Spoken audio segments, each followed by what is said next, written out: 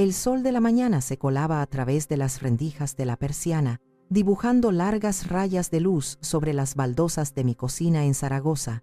Era una mañana de martes, una mañana como cualquier otra, o eso creía. El aire olía a café recién hecho, un aroma robusto y familiar que durante más de 40 años había sido la sintonía de mis comienzos del día. La cafetera italiana, mi fiel compañera desde que me casé con Alberto, gorgoteaba suavemente sobre el fuego, una melodía doméstica que siempre me había reconfortado. Yo me movía con la parsimonia de mis 64 años, preparando la tostada con aceite de oliva virgen y una pizca de sal, un ritual simple que anclaba mis días. En ese pequeño universo de rutinas y silencios cómodos, el timbre agudo del teléfono fijo sonó como una explosión, un sonido anacrónico y violento que me hizo dar un respingo y casi derramar el café sobre el mármol. Dejé la taza sobre la encimera, sintiendo el calor a través de la porcelana, y descolgué el auricular con un suspiro. No miré la pantalla. Casi nadie llamaba al fijo ya, salvo mi amiga Carmen para su charla diaria o alguna de mis antiguas clientas, señoras mayores como yo, para encargar un arreglo de última hora en un vestido que se negaban a jubilar. Dígame, dije, con la voz todavía un poco adormilada, esperando escuchar la voz estentórea de Carmen. ¿Hablo con la señora Eliana Vargas? La voz al otro lado era masculina, joven y de una profesionalidad tan pulcra que resultaba impersonal, casi robótica. No era Carmen. Sí, soy yo, respondí, frunciendo el ceño. Una sensación de extrañeza, como una corriente de aire frío, me recorrió la nuca. Buenos días, señora Vargas. Mi nombre es Julián Areta. La llamo del Banco Hispano de Aragón. Sentí una punzada de inquietud. El banco nunca llamaba, y menos a estas horas. Sus comunicaciones siempre llegaban por correo postal, en sobres con membretes serios que solía abrir con cierto recelo. Me ajusté la bata de guatiné, un gesto instintivo, como si necesitara una armadura para lo que venía. Solo llamaba para una confirmación rutinaria de seguridad, continuó el señor Areta con su tono monótono, como si estuviera leyendo un guión. Queríamos confirmar la autorización para el retiro de 50.000 euros realizado esta mañana desde su cuenta conjunta por la señora Sofía Rivas. El mundo se detuvo, las rayas de sol en el suelo parecieron congelarse, el gorgoteo de la cafetera se convirtió en un zumbido lejano y agudo en mis oídos. 50.000 euros. La cifra explotó en mi mente, pulverizando la tranquilidad de mi mañana. Sentí como un vacío helado se abría en mi estómago, expandiéndose por mi pecho hasta robarme el aire. Era como si alguien hubiera abierto de golpe una ventana al invierno más crudo en mitad de mi cocina. Tragué saliva, pero mi boca estaba seca como el esparto. Sí, logré articular, y me sorprendió escuchar mi propia voz, un susurro tembloroso y ajeno que parecía venir de muy lejos. Sí, claro, está bien. Mentí. Mentí con la misma facilidad con la que se respira, una mentira nacida del pánico más profundo y de un instinto primario de protección. En ese momento no sabía qué estaba protegiendo, la imagen de mi hija, mi propia negación a aceptar una verdad monstruosa. Perfecto. Gracias por su tiempo, señora Vargas. Que tenga un buen día. Igualmente, susurré a la nada. Colgó. Yo me quedé de pie, inmóvil, con el auricular de plástico blanco todavía apretado en mi mano, escuchando el pitido intermitente y agudo de la línea cortada. Era el sonido de la desconexión, el sonido de un puente que acababa de ser dinamitado sin que yo me diera cuenta. 50.000 euros. La cifra rebotaba en las paredes de mi mente, cada eco más doloroso que el anterior. No recordaba haberle dado permiso. No recordaba haber hablado con Sofía en las últimas 2 semanas, más allá de un par de mensajes de texto insulsos sobre el tiempo en Bilbao. ¿Cómo había accedido a esa cuenta? Era la cuenta de mis ahorros de toda una vida, el dinero de la venta del local de mi marido, el colchón que había tejido puntada a puntada, sacrificio a sacrificio. La abrí con ella como cotitular hace años, cuando se casó, para ayudarla con la entrada de su piso, y la había dejado casi intacta para emergencias, para su futuro, para lo que pudiera necesitar. Una emergencia. ¿Qué emergencia podía ser esa? Me dejé caer en una de las sillas de madera de la cocina. Mis manos estaban frías, heladas, a pesar de que la taza de café seguía humeando frente a mí. No quería precipitarme, no quería llamar a Sofía y exigirle una explicación. Con mi hija, las confrontaciones nunca habían sido fáciles, y mucho menos desde que Ricardo, su marido, había entrado en su vida. Mejor guardar silencio. Por ahora. Pensar. Necesitaba pensar, pero mi mente era un torbellino de confusión y un dolor sordo que empezaba a instalarse en mi pecho. Miré mis manos, apoyadas sobre la mesa, manos de costurera, con las yemas de los dedos marcadas por miles de pinchazos de aguja, manos que habían cosido el vestido de novia de mi hija, que habían remendado sus rodilleras cuando era niña, que le habían preparado incontables comidas. Manos que habían firmado los papeles del banco para darle acceso a un futuro seguro, y ahora sentía como si esas mismas manos hubieran firmado mi propia sentencia. El sol seguía entrando por la persiana, ajeno a la tormenta que acababa de desatarse en mi pequeña y ordenada cocina. La mañana ya no era como cualquier otra, algo se había roto para siempre. El resto del día pasó en una neblina densa y silenciosa. Me obligué a seguir con mi rutina con la precisión de un autómata. Salí a comprar el pan, devolví los buenos días a la portera con una sonrisa que se sentía como una máscara de cartón, regué los geranios del balcón, pero cada gesto era mecánico, vacío. Por dentro el zumbido de la traición era un ruido blanco y constante que ahogaba cualquier otro pensamiento. Por la tarde, me refugié en mi pequeño cuarto de costura, mi santuario, rodeada de telas apiladas, hilos de todos los colores y patrones a medio cortar. Los recuerdos empezaron a fluir, como si la llamada del banco hubiera abierto una compuerta en mi memoria que llevaba demasiado tiempo cerrada. Miré mis manos, esas manos que conocían el tacto de la seda, el peso del terciopelo y la aspereza del lino, y en ellas vi reflejada toda una vida de sacrificios por Sofía, mi única hija, la luz de mi vida desde que Alberto se fue. La vi a ella, con apenas 18 años, los ojos castaños, los mismos que los de su padre, brillantes de emoción al recibir la carta de aceptación de la Facultad de Filología en Salamanca. Era una universidad de prestigio, pero cara, y estaba lejos de casa. Mi pensión de viudedad apenas llegaba para cubrir nuestros gastos, y los pocos ahorros que teníamos eran para imprevistos, pero su sueño era mi ley, verla feliz era mi única ambición. Aquel verano no descansé. Desempolvé mi vieja agenda de clientas y empecé a llamar una por una. Acepté todos los encargos que llegaron a mi puerta, vestidos de fiesta para bodas de gente que apenas conocía, arreglos de trajes de caballero que parecían imposibles, cortinas para salones enteros que me dejaban la espalda destrozada. Recuerdo el zumbido constante de mi vieja máquina de coser Alfa, que a menudo se prolongaba hasta bien entrada la madrugada, con la única compañía de la radio a bajo volumen. Recuerdo el dolor punzante en las cervicales y la vista cansada, los ojos irritados por la luz del flexo. Pero también recuerdo la imagen del rostro de Sofía, feliz y lleno de promesas. Una imagen que era mi combustible, mi razón para seguir. Una de esas noches, agotada, me quedé dormida sobre un patrón de seda salvaje. Desperté sobresaltada cuando sentí una manta sobre mis hombros. Era Sofía. Se había levantado a beber agua y me había encontrado allí. No me riñó. Se sentó en un taburete a mi lado y me acarició el pelo. Cuando sea una escritora famosa, mamá me susurró al oído, con esa voz dulce que siempre conseguía de mí lo que quería: te compraré una casa con vistas al mar en Cádiz y no tendrás que volver a coser ni un solo botón en tu vida. Te dedicarás a pasear por la playa y a leer todos los libros que quieras. Yo sonreí, medio dormida, y me acurruqué bajo la manta, creyendo en cada una de sus palabras como si fueran un evangelio. Su promesa era un bálsamo para mi cansancio. Conseguí el dinero.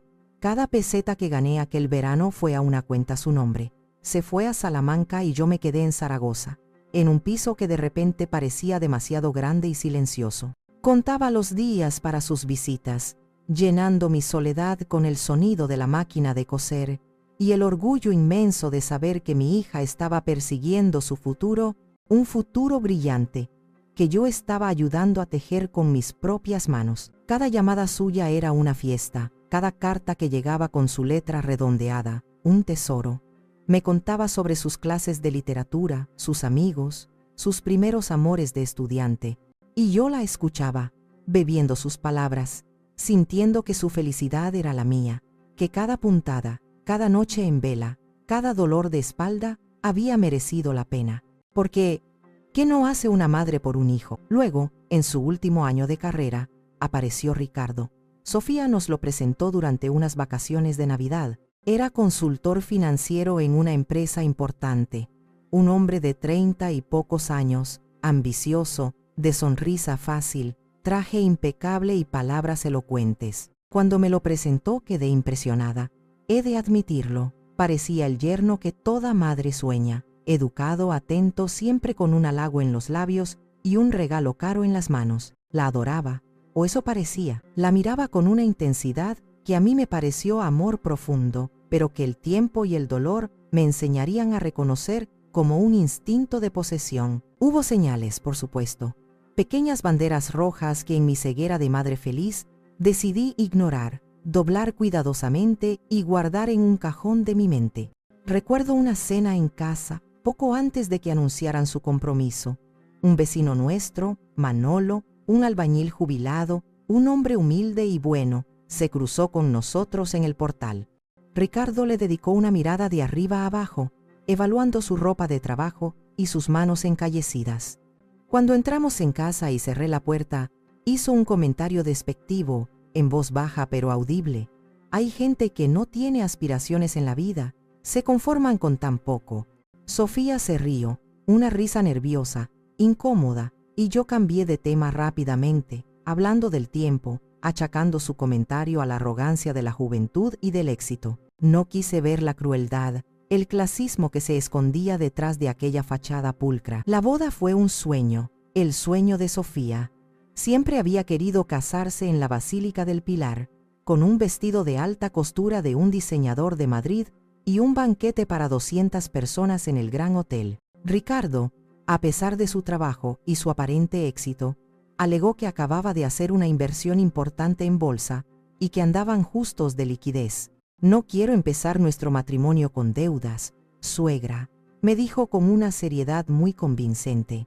No hizo falta que me pidieran nada. Sin pensarlo dos veces, puse en venta el pequeño local comercial que mi marido Alberto me había dejado en herencia, el lugar donde siempre soñé, en un futuro lejano, montar una pequeña escuela de costura para chicas del barrio.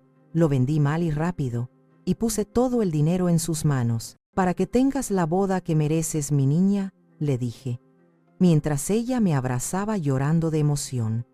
Ricardo me dio la mano, me miró a los ojos y dijo, nunca olvidaré esto, Eliana. Es usted la mejor suegra del mundo. El día de la boda, mientras la ayudaba a vestirse en la suite del hotel, me sentí la madre más orgullosa del mundo. Se veía radiante, como una princesa de cuento, pero hubo un momento, un instante fugaz que se me grabó a fuego en la memoria. Justo antes de salir hacia la iglesia, Ricardo entró en la habitación.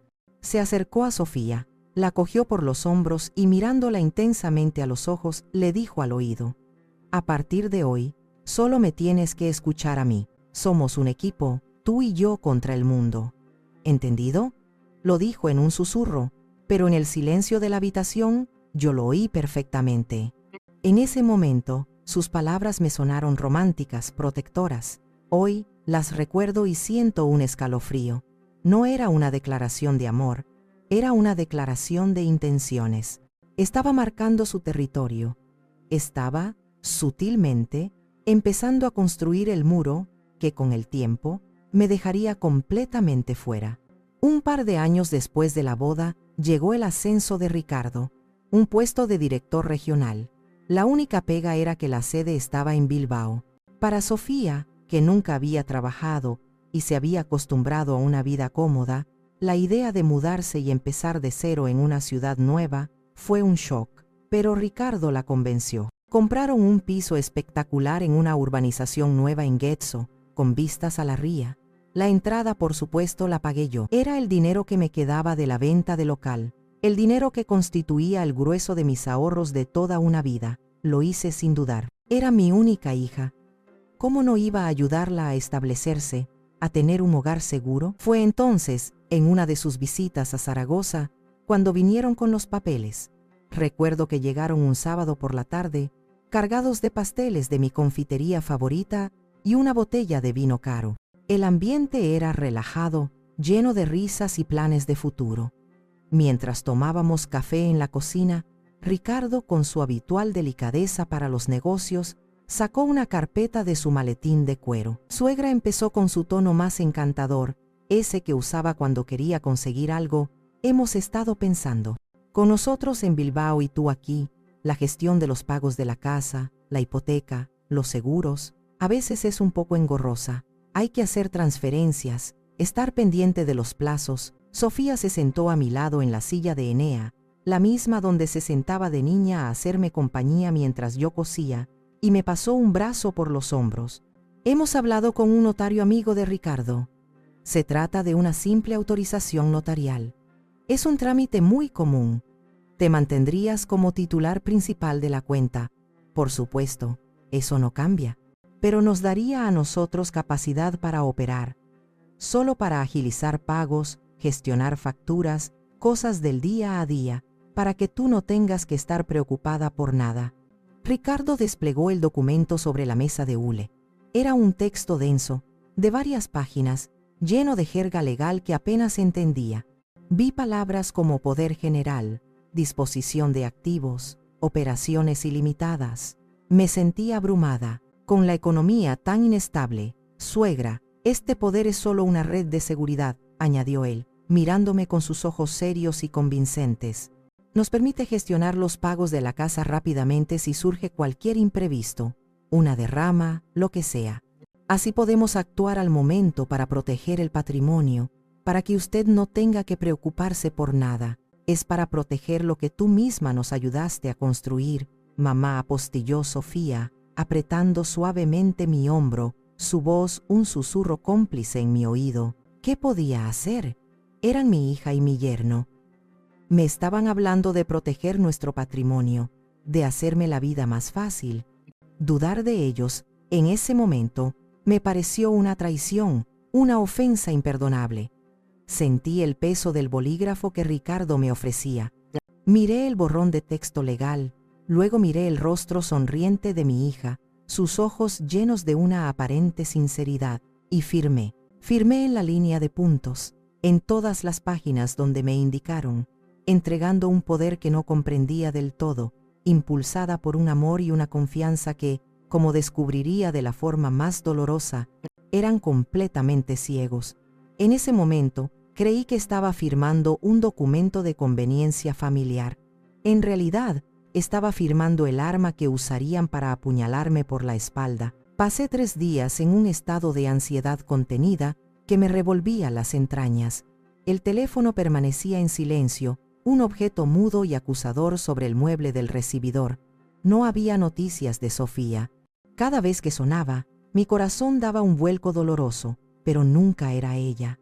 Era Carmen, era una llamada comercial, era un número equivocado. La incertidumbre era una tortura, un veneno lento que me corroía por dentro, alimentando los peores escenarios en mi mente. ¿Le habría pasado algo? ¿Estarían en problemas? ¿O era algo mucho peor, algo que no me atrevía a nombrar? Finalmente, al 4.º día, el cartero deslizó por debajo de la puerta una tarjeta postal. Era una vista de Bilbao. Reconocí al instante la caligrafía elegante y redondeada de mi hija. Mamá, me encantaría que vinieras a casa a hablar. Vente a Bilbao este fin de semana. Te quiero, Sofía. La leí una y otra vez, buscando un doble sentido, un matiz oculto en la simpleza de sus palabras. Te quiero. Esas 2 palabras encendieron una pequeña llama de esperanza en mi pecho. Quizás todo había sido un malentendido monumental. Quizás quería explicarme lo del dinero, darme una razón lógica y tranquilizadora. Quizás Ricardo no tenía nada que ver. Me aferré a esa posibilidad como un náufrago a una tabla en mitad del océano. Sin pensarlo más, llamé a la estación y compré un billete de tren para el sábado por la mañana. El viaje en tren fue largo y silencioso. El paisaje monótono de la meseta pasaba a través de la ventanilla, pero yo no lo veía. Mi mente era un hervidero. Repasaba una y otra vez posibles conversaciones, excusas, explicaciones. Me preparé para ser comprensiva, para escuchar sin juzgar. Todavía, a pesar de todo, quería creer en la bondad innata de mi hija. Al llegar a la estación de Abando, el aire húmedo y salino de Bilbao me recibió como una bofetada fría. Un taxi me llevó a su urbanización, un complejo de edificios modernos, de fachadas blancas y cristal, que me pareció impersonal y gélido, como un hospital de lujo. Sofía me esperaba en el portal, me dio un abrazo breve, casi protocolario, y sentí sus hombros tensos como el acero bajo mi mano. Su sonrisa era una línea fina y tensa que no le llegaba a los ojos. Subimos en el ascensor en un silencio incómodo. El único sonido era el zumbido del motor y mi propia respiración, que me parecía demasiado ruidosa. Al abrirse la puerta del piso, Ricardo apareció al fondo del pasillo. Llevaba un jersey oscuro de cuello alto y las manos en los bolsillos. Apenas me miró, murmuró un hola que se perdió en el eco del recibidor y se dio la vuelta, desapareciendo en dirección a la cocina. Ni siquiera me ofreció la mano. Un escalofrío de mal presagio recorrió mi espalda. El piso era espectacular, de eso no cabía duda. Decorado con un estilo minimalista que parecía sacado de una revista de diseño, con enormes ventanales que daban a la ría, pero carecía de alma. No había ni una foto familiar en las paredes, ni un recuerdo de nuestros viajes, ni un solo objeto que hablara de calidez o de hogar. Era un escaparate, no una casa. Era el piso de Ricardo, no el de mi hija. Nos sentamos en el enorme sofá blanco del salón. Al principio, la conversación fue forzada, superficial, dolorosamente trivial. Hablamos del tiempo, del viaje, de un proyecto importante que Ricardo tenía entre manos. Yo esperaba, con el corazón en un puño, a que ella sacara el tema del dinero, pero no lo hizo. El elefante en la habitación era tan grande que apenas nos dejaba espacio para respirar. Entonces, desde la cocina, oí la voz de Ricardo, un murmullo bajo e ininteligible, pero con un tono autoritario. Vi cómo el rostro de Sofía se tensaba, bajó la mirada hacia sus manos, que jugaban nerviosamente con el borde de un cojín de lino. Hubo un silencio espeso, cargado de una tensión que casi podía cortar con un cuchillo. Y entonces, lo dijo. Levantó la vista, pero sus ojos no se encontraron con los míos. Miraban a un punto indefinido en la pared, por encima de mi hombro, como si le estuviera hablando a un fantasma. «Mamá», empezó, con una voz que era apenas un susurro, una voz que no reconocí. Ricardo dice, «Mi esposo no te quiere aquí». Las palabras me golpearon con la fuerza de un puñetazo en el estómago. El aire se escapó de mis pulmones en un silbido. Por un instante, el mundo se volvió borroso. Las paredes del salón parecieron ondular. Creí que no había oído bien. «¿Qué?», logré decir. Y mi voz fue un graznido. «Él dice que necesitas vivir tu vida, y nosotros la nuestra. Que necesitamos nuestro espacio», repitió, como un autómata, sin una pizca de emoción en su voz, como si estuviera recitando una lección aprendida. «Dice que tu presencia, que tu forma de ser, interfiere en nuestro matrimonio». No podía creerlo. Era una pesadilla. Miré hacia el pasillo, esperando ver a Ricardo aparecer, esperando que todo fuera una broma cruel, de un gusto pésimo, pero solo había silencio. Miré a mi hija, a la niña que había criado, a la que le había cantado canciones de cuna, y vi a una extraña, una mujer que me estaba echando de su casa, de su vida, repitiendo las palabras de su marido como si fueran un guión sagrado. No lloré, no grité. Una especie de calma helada, la calma del shock más absoluto, se apoderó de mí. Me levanté del sofá, y mis movimientos se sentían lentos, como si me moviera bajo el agua. «Entiendo», dije, y mi voz sonó sorprendentemente firme y clara. No había nada más que decir, cualquier palabra habría sido inútil.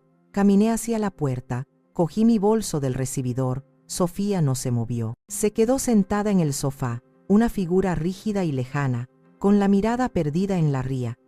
No me acompañó, no me dijo adiós. Al salir del portal, La fina llovizna de la mañana se había convertido en una lluvia cerrada y gris, una cortina de agua que parecía llorar conmigo.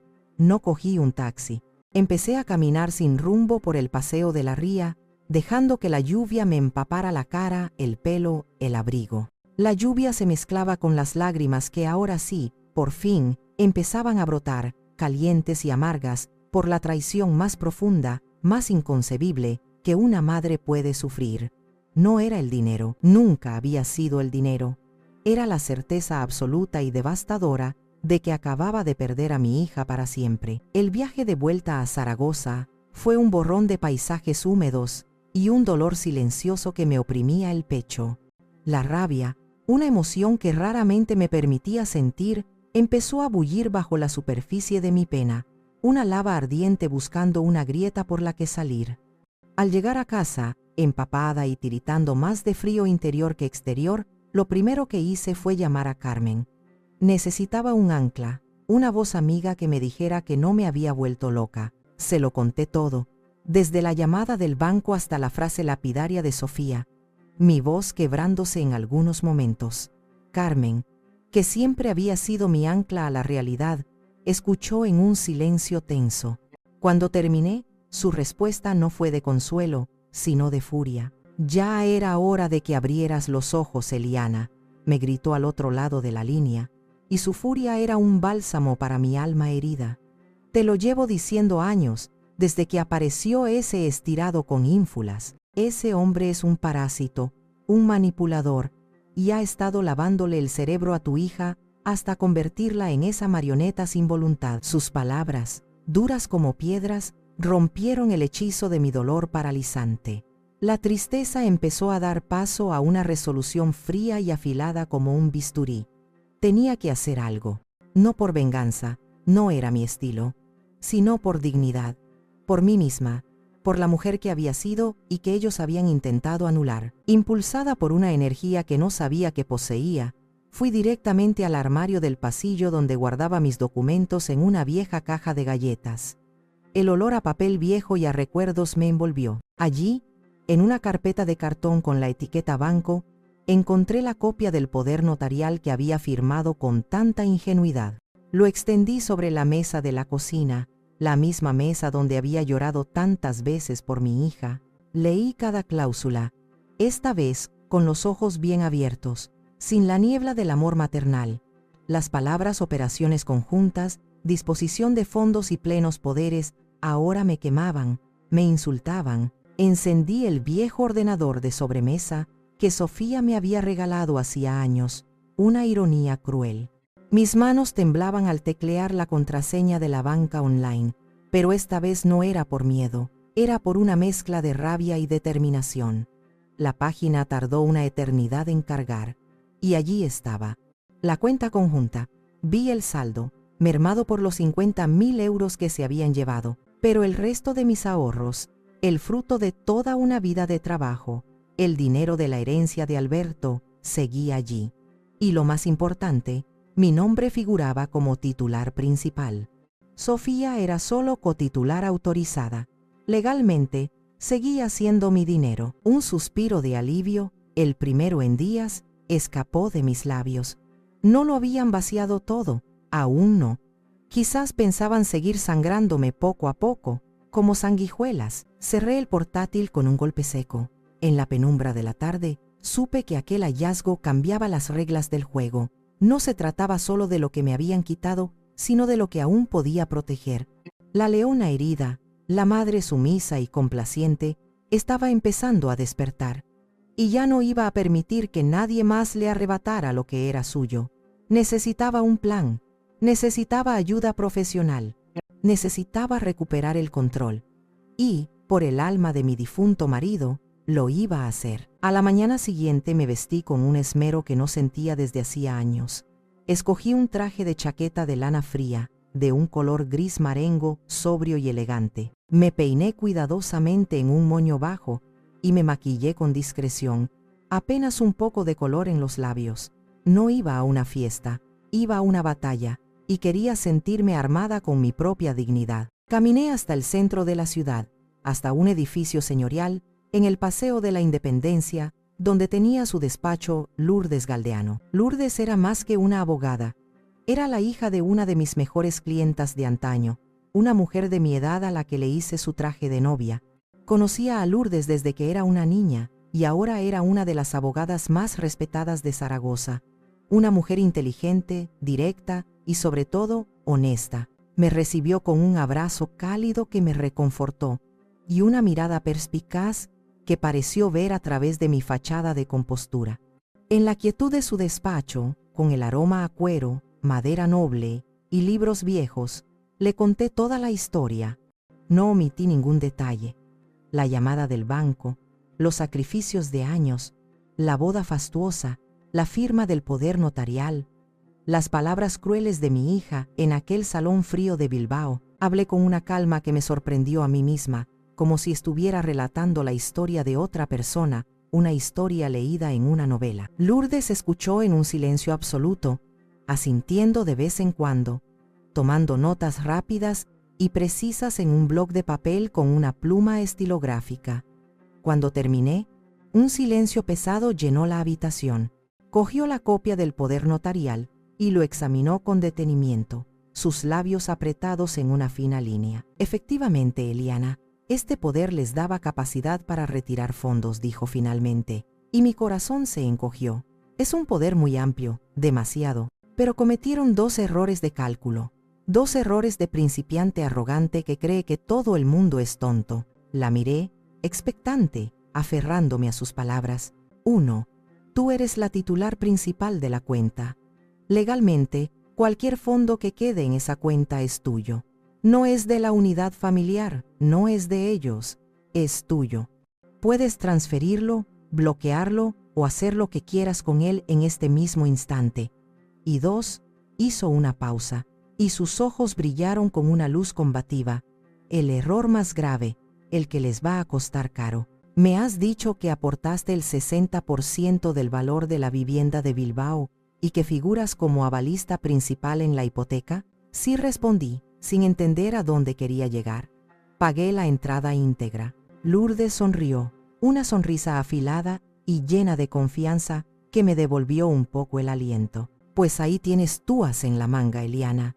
Con esa aportación económica demostrable y tu posición como garante principal, tenemos base legal más que suficiente para solicitar al banco la ejecución del aval y la transferencia de la titularidad completa de la propiedad a tu nombre, alegando un claro abuso de confianza y un riesgo patrimonial. Me quedé sin palabras. La idea era tan audaz, tan radical, que tardé unos segundos en procesarla. ¿Quieres decir que puedo quitarles la casa?, susurré. No es quitarles nada, me corrigió con firmeza, inclinándose sobre la mesa.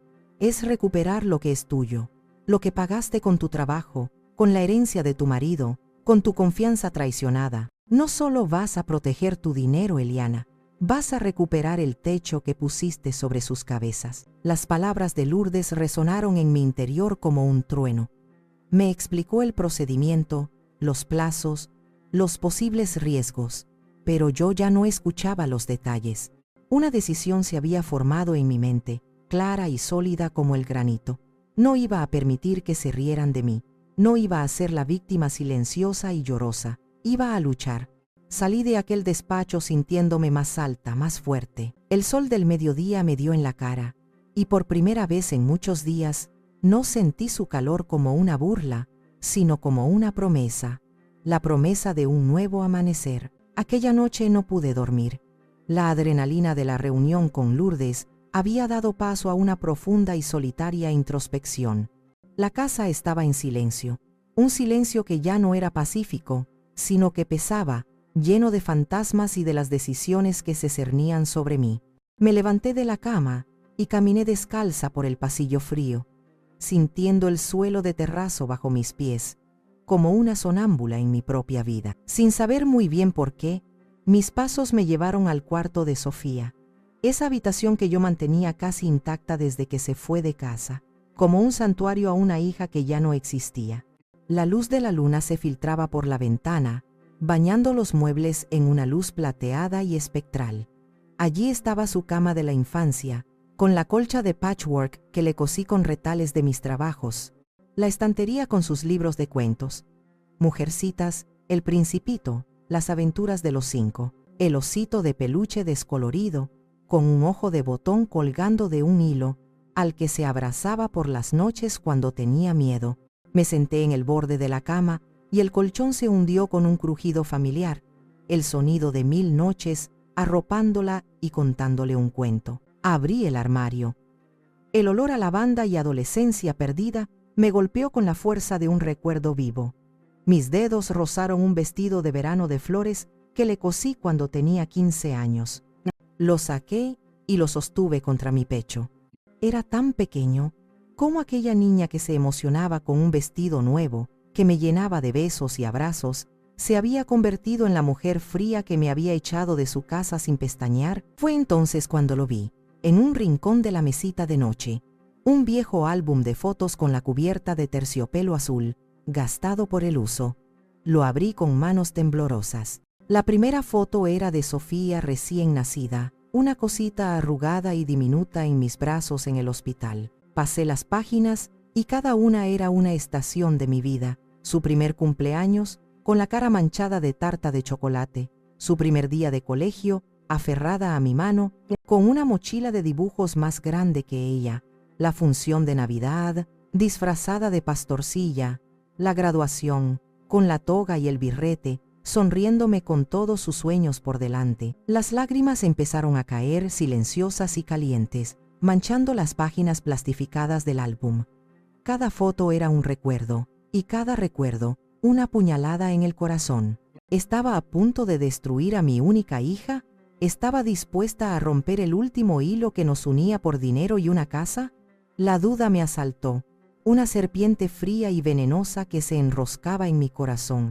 Quizás debía perdonar, quizás debía llamarla, intentar hablar, ceder una vez más. Eso es lo que hacen las madres, ¿no? Sacrificarse sin condiciones. Cerré el álbum y lo abracé con fuerza contra mi pecho, como si abrazara a la niña de las fotos. Y en medio de esa oscuridad y esa pena, una nueva voz, una voz que no reconocía del todo como mía, empezó a hablar en mi interior. Era una voz tranquila, pero firme como el acero. Me decía que el sacrificio sin dignidad no es amor, es autodestrucción.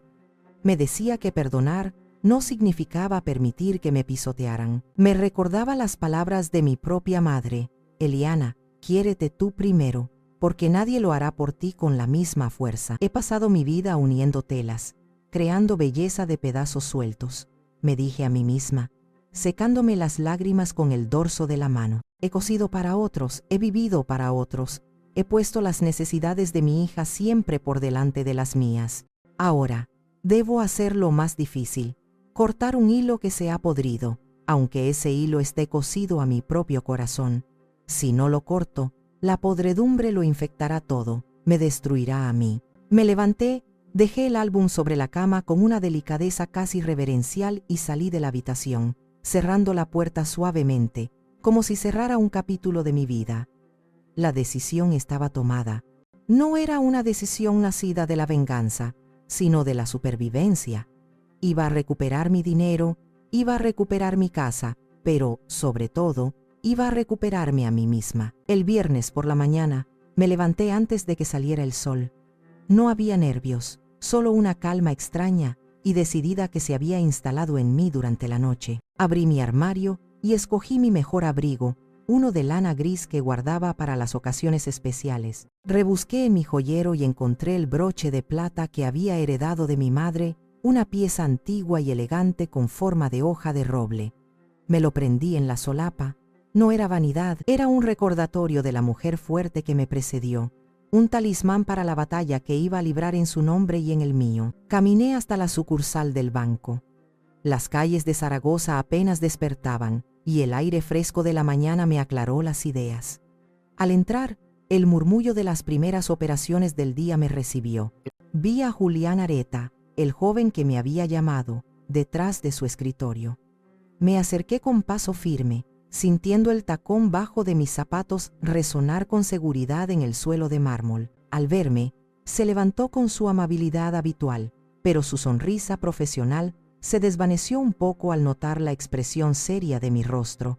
Señora Vargas, buenos días. ¿En qué puedo ayudarla?, preguntó, invitándome a sentarme. No me anduve con rodeos.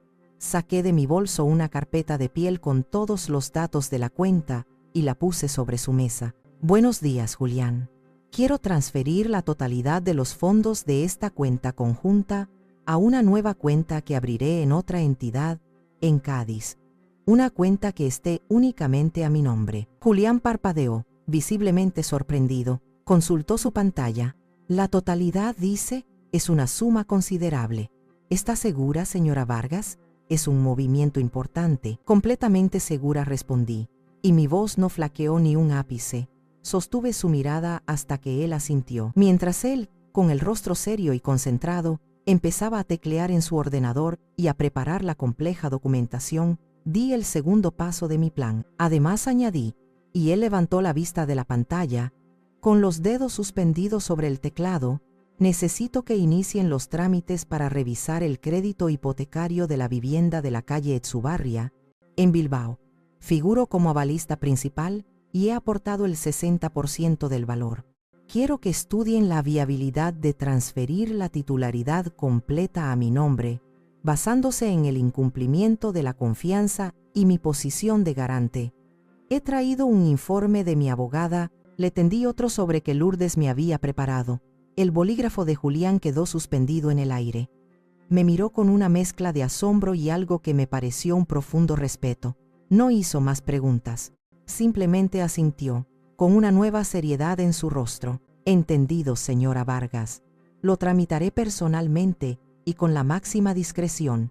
Iniciaremos el estudio de inmediato. Firmé los papeles de la transferencia, una firma clara y decidida. Vi en la pantalla de su ordenador cómo la cifra que representaba toda mi vida de trabajo desaparecía de esa cuenta para renacer en otra, lejos, en el sur, a salvo de la codicia y la traición. Al salir del banco, la luz de la mañana me golpeó el rostro. Me sentí extrañamente ligera, como si me hubiera quitado un peso de encima que llevaba años cargando sin saberlo. Caminé despacio de vuelta a casa, con el broche de mi madre brillando bajo el sol. El primer movimiento en el tablero de ajedrez estaba hecho. Ahora solo quedaba esperar, con la paciencia de una costurera que sabe que cada puntada tiene su momento, a que las piezas del adversario empezaran a caer. La reacción no se hizo esperar. Fue más rápida y virulenta de lo que había imaginado. Apenas 24 horas después de mi visita al banco, mi teléfono empezó a sonar. Era un sábado por la mañana. El identificador de llamada mostraba el número de Sofía. Dejé que sonara hasta que saltó el contestador. No contesté. Volvió a llamar de inmediato. 1, 2, 5, 10 veces. El teléfono vibraba sobre la mesa de la cocina como un insecto furioso, una manifestación física de su pánico. Luego empezaron los mensajes de texto, una avalancha de notificaciones que iluminaban la pantalla sin cesar. El primero era corto y directo, escrito en mayúsculas. ¿Qué has hecho? El segundo, el dinero ha desaparecido. Llámame ahora mismo, es urgente. A medida que pasaban las horas, el tono cambiaba, oscilando entre la furia infantil y una falsa desesperación. Mamá, por favor, esto es un error terrible. Tienes que arreglarlo. Tenemos pagos que hacer. No sé qué te ha pasado por la cabeza, pero estás destruyendo a tu familia. Yo leía los mensajes con una calma glacial, sentada en mi butaca, con una taza de té en la mano. Cada palabra era una confirmación de que había hecho lo correcto. No había ni una pizca de arrepentimiento en sus textos, ni una sola pregunta sobre cómo me sentía yo tras lo de Bilbao. Solo pánico, pánico por el dinero perdido. Al caer la tarde, la estrategia cambió. El teléfono dejó de ser el de Sofía. Ahora era Ricardo. No contesté. Inmediatamente después, llegó un correo electrónico. El asunto, también en mayúsculas, rezaba: reclamación urgente y acciones legales. Lo abrí y lo leí con una media sonrisa. El tono era frío, calculador, lleno de una jerga legal barata que pretendía intimidarme. Me acusaba formalmente de apropiación indebida de fondos de la sociedad conyugal y de actuar con mala fe y premeditación. Me advertía que si no revertía la transferencia en un plazo de 24 horas, iniciarían acciones legales que tendrían graves consecuencias penales para mí. Era la pataleta de un matón acorralado. Imprimí el correo, lo doblé cuidadosamente y lo metí en la carpeta que ya empezaba a estar bastante llena. Luego llamé a Lourdes. Le leí el correo palabra por palabra. Al otro lado de la línea, escuché su risa, una risa corta y seca. No tienen nada, Eliana, absolutamente nada. Es un farol de manual. El dinero era legalmente tuyo y lo saben. Están intentando asustarte para que des un paso en falso. No respondas. No hagas nada. Bloquea sus números si es necesario. Deja que se cuezan en su propia salsa de codicia. Colgué el teléfono sintiéndome más tranquila y, por qué no decirlo, un poco poderosa. Esa noche, el teléfono siguió sonando a intervalos regulares. Las notificaciones se apilaban en la pantalla, cada vez más desesperadas. Bajé el volumen del teléfono y me fui a mi cuarto de costura. Encendí la lámpara, enhebré una aguja y me puse a trabajar en un mantel que tenía a medias. El suave zumbido de la máquina era el único sonido en la casa. Cada puntada era un acto de meditación, un ancla en mi tormenta.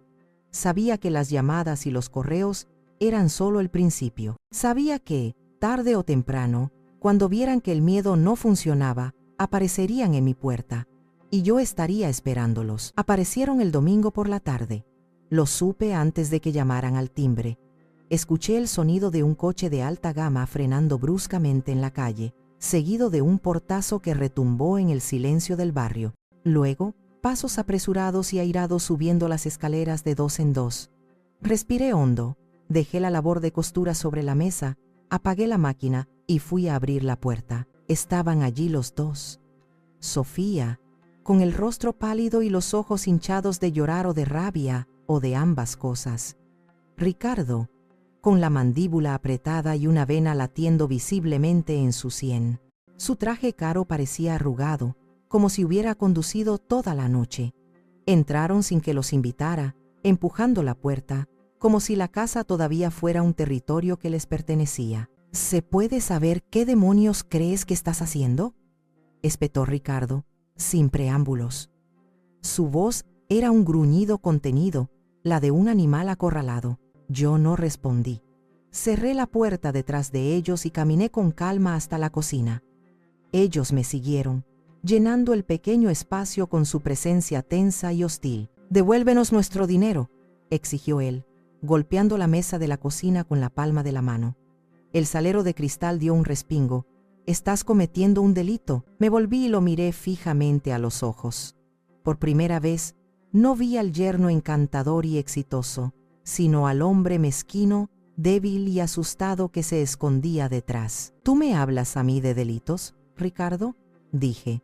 Y mi voz era tranquila, pero cortante como el filo de unas tijeras de sastre. «Hablemos de la confianza, hablemos del respeto, hablemos del amor de una madre. Todo eso lo cogisteis y lo tirasteis a la basura como si no valiera nada, como si fuera un trapo viejo. No mezcles las cosas. No seas melodramática», gritó, perdiendo la compostura.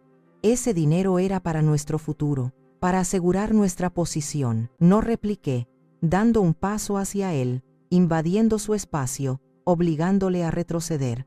Ese dinero era mi futuro. El futuro que construí, cosiendo hasta dejarme los ojos, el futuro que mi marido me dejó para que tuviera una vejez tranquila, el futuro que puse en vuestras manos porque confiaba ciegamente en mi hija. Entonces Sofía, que había permanecido en silencio hasta ese momento, temblando como una hoja, rompió a llorar. Un llanto histérico, infantil, el llanto de una niña a la que le han quitado un juguete. «Mamá, por favor», sollozó, agarrándose a mi brazo. «No puedes hacernos esto. Nos vas a dejar en la calle. Ricardo perderá su trabajo si no podemos mantener nuestro nivel de vida, sus contactos». Me solté de su agarre con suavidad, pero con firmeza. La miré largamente, buscando un atisbo de la niña que había criado, un destello de arrepentimiento genuino, pero solo vi egoísmo y pánico. «¿En la calle?», repetí, y una risa amarga, seca, escapó de mis labios. Tú te quedaste callada, Sofía. Te quedaste sentada en tu sofá de diseño de miles de euros mientras tu esposo me echaba de la casa que yo pagué. Elegiste su voz sobre la mía. Elegiste su ambición sobre mi amor. Pues ahora, por primera vez en mucho tiempo, yo elijo la mía. Me acerqué a Ricardo, que me miraba con un odio puro en sus ojos. Y en cuanto a la casa dije, saboreando cada palabra, devolviéndole el golpe donde más le dolía, os sugiero que empecéis a hacer las maletas. He hablado con mis abogados y con el banco. Resulta que la casa, legalmente, también es mía. Tenéis 30 días para buscar un lugar que podáis mantener con vuestro propio dinero, si es que lo tenéis. El rostro de Ricardo pasó del rojo de la furia al blanco pálido del shock. Por un momento, creí que iba a golpearme, pero entonces perdió el control por completo y en su rabia reveló su verdadera y patética naturaleza. Vieja arrogante, siseó, y su voz estaba cargada de un veneno que había estado guardando durante años. Siempre te creíste mejor que yo con tus telas y tus clientas ricas, siempre mirando por encima del hombro a un chico de pueblo que se hizo a sí mismo. Pensé que podría controlarte, manejar tu dinero para nuestras inversiones, pero eres más lista de lo que pareces. Pues ahora verás. Sofía lo miraba, con los ojos abiertos como platos, horrorizada. Por primera vez, estaba viendo al monstruo que se escondía detrás de la máscara del hombre de éxito. Estaba escuchando, de su propia boca, la confesión de su plan. Salí de mi casa, dije, y mi voz, aunque baja, resonó en la pequeña cocina con una autoridad inquebrantable. Ahora mismo. Se fueron. Ricardo, arrastrando a Sofía del brazo, que seguía llorando en estado de shock, como una muñeca rota. Escuché sus pasos bajando la escalera, el portazo del coche, el chirrido de los neumáticos al arrancar a toda velocidad. Cuando se fueron, me apoyé en la encimera de la cocina. Mis piernas temblaban violentamente. No me sentía victoriosa, me sentía vacía, agotada, como si hubiera corrido una maratón. Pero también, por primera vez en mucho, mucho tiempo, me sentía libre. La batalla había terminado, había ganado, sí, pero el precio había sido mi propia hija. Los 30 días pasaron en un silencio denso, casi irreal. No hubo más llamadas ni amenazas. Recibí una notificación del abogado de Ricardo, un escrito seco y formal, informándome de que desocuparían la vivienda en el plazo establecido. No lucharon. Sabían que habían perdido, que cualquier batalla legal solo sacaría a la luz sus miserias. En cuanto tuve las llaves en mi poder, puse la casa de Bilbao en venta. No quería volver a pisarla. Cada rincón de aquel piso frío y sin alma estaba impregnado del fantasma de la traición. Se vendió rápidamente a una familia joven con niños pequeños. En mi última visita para firmar los papeles con el notario, los vi correteando por el pasillo, y sus risas infantiles parecieron limpiar el aire viciado de mentiras y codicia. Con el dinero de la venta y mis ahorros a salvo, hice algo que llevaba años soñando en secreto, algo que le susurré a Alberto en su lecho de muerte. Me mudé. Dejé atrás Zaragoza, la ciudad de mis recuerdos, de mi matrimonio, pero también de mi dolor más reciente, y me fui al sur, a Cádiz, la ciudad de la luz. Encontré un pequeño ático en el barrio de La Viña, con una terraza desde la que se veía el mar. Las paredes olían a pintura nueva y a salitre. La luz de Cádiz, una luz blanca y brillante que lo inundaba todo, entraba a raudales por las ventanas. Desde mi terraza, podía escuchar el rumor constante de las olas rompiendo en la caleta, una respiración acompasada que me acunaba por las noches y me daba los buenos días por las mañanas. Pero no me retiré a una vida de ocio y contemplación. Necesitaba un propósito, necesitaba sentirme útil, necesitaba que mis manos siguieran creando. Con una parte del dinero, alquilé un pequeño local a pocas calles de mi casa y lo convertí en un taller de costura. Pero no era un negocio. Lo llamé El Hilo de Ariadna y lo abrí como un espacio gratuito para mujeres mayores del barrio, mujeres como yo, viudas, con pensiones mínimas, que se sentían solas e invisibles para el mundo. Compré varias máquinas de coser de segunda mano, llené las estanterías de telas donadas por una tienda amiga y puse un anuncio escrito a mano en la tienda de ultramarinos del barrio. La primera semana solo vinieron 3 mujeres, tímidas y desconfiadas, pero pronto la voz se corrió. A la semana siguiente eran 10. Al mes, el local estaba lleno de vida, de risas y de confidencias. Cada mañana, al abrir la puerta, me recibían sonrisas y conversaciones animadas. El aire se llenaba del zumbido de las máquinas y del aroma del café que preparábamos en un pequeño hornillo. Allí, entre patrones y carretes de hilo, no solo cosíamos ropa, cosíamos amistades, reparábamos autoestimas rotas y tejíamos una red de apoyo que nos hacía más fuertes. Compartíamos historias de vida, de hijos ingratos, de maridos perdidos, de dificultades económicas. Y en esa comunidad de mujeres resilientes encontré una nueva familia, una familia elegida, no impuesta por la sangre. Había pasado un año de mareas altas y bajas, de nuevos comienzos y de cicatrices que, aunque todavía visibles, ya no dolían al tacto. Mi vida en Cádiz era tranquila, plena. El taller era mi ancla, mi propósito. A veces, por la noche, mirando la inmensidad oscura del mar desde mi terraza, pensaba en Sofía. No sabía nada de ella desde aquel fatídico día. El silencio era una respuesta en sí misma, una pared de indiferencia que yo ya no intentaba derribar. Una mañana de primavera, mientras organizaba unas telas de colores vivos que nos habían donado, alguien llamó a la puerta de mi casa. Fui a abrir, esperando encontrar alguna de mis nuevas amigas del taller, pero en el umbral estaba ella, Sofía. El shock fue tan grande que por un momento me quedé sin aire. Estaba más delgada, con unas ojeras profundas que ensombrecían su rostro. Llevaba el pelo recogido en un moño descuidado y su ropa, aunque de buena calidad, se veía gastada, sin vida. En sus manos sostenía un sobre blanco, arrugado por la presión de sus dedos. «Hola», mamá dijo, y su voz era un susurro frágil, quebrado. El corazón me dio un vuelco doloroso. Por un instante, no supe qué decir, qué hacer. La invité a pasar con un gesto mudo. Nos sentamos en la pequeña mesa junto a la ventana, la misma donde yo tomaba mi café cada mañana mirando al mar. El silencio entre nosotras era un abismo profundo y oscuro. «Es para ti», dijo, tendiéndome el sobre. Lo cogí. Mis manos temblaban ligeramente. Dentro había una carta de varias páginas, escrita con su caligrafía, ahora un poco temblorosa e insegura. Leí en silencio, mientras ella mantenía la vista fija en sus manos. En la carta me pedía perdón. Un perdón que, por primera vez, sonaba sincero, despojado de la arrogancia y el egoísmo de antaño.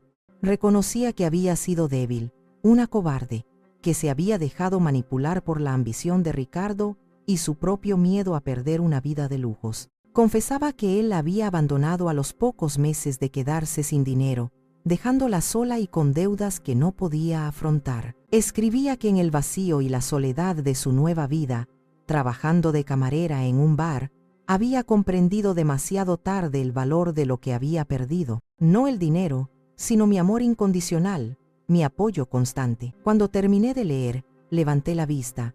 Sus ojos estaban llenos de lágrimas contenidas. «Sé que no puedo arreglarlo», dijo, adivinando mis pensamientos. «Y no he venido a pedirte que me devuelvas nada. He tardado un año en reunir el valor para venir. Solo quería que supieras que lo entiendo, que lo siento». La escuché.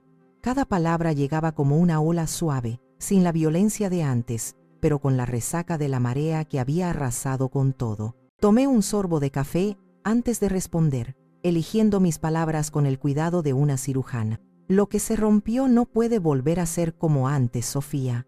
No voy a fingir que una carta puede borrar el dolor y la traición». Vi cómo bajaba la mirada, esperando el portazo final, la sentencia definitiva.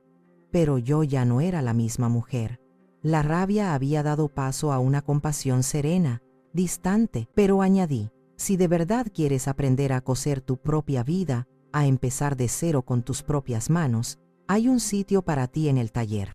No como mi hija, a la que le devuelvo lo que perdió, sino como una mujer que quiere aprender a rehacerse a sí misma». No contestó de inmediato. Sus manos apretaban el sobre vacío. Finalmente, después de un largo silencio que pareció durar una eternidad, asintió lentamente. Una sola lágrima rodó por su mejilla. La acompañé hasta la puerta. No hubo abrazos ni promesas de un futuro reconciliado. Solo un entendimiento silencioso y frágil. La cerré con suavidad y me quedé un momento apoyada en la madera, escuchando sus pasos alejarse por el pasillo, lentos, inciertos. Luego, volví a la ventana y miré el mar. El sol de la tarde teñía el cielo de tonos anaranjados y dorados, una belleza serena y melancólica. Las olas rompían en la orilla con su ritmo eterno, un ciclo incesante de ir y venir, de pérdida y renovación, de destrucción y reconstrucción. No sabía si Sofía aceptaría mi oferta. No sabía si al día siguiente aparecería en la puerta del taller, dispuesta a aprender a enhebrar una aguja, a remendar los desgarros de su propia vida.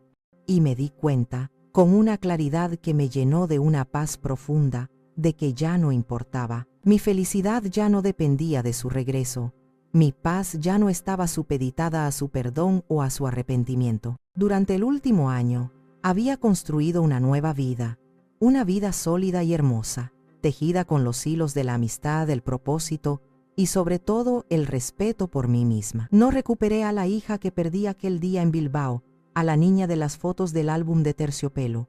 Quizás esa niña nunca volvería, pero me había recuperado a mí misma. Había encontrado a Eliana, la mujer que se había perdido entre capas y capas de sacrificio y amor mal entendido. Y entendí la lección final que el mar me susurraba cada día.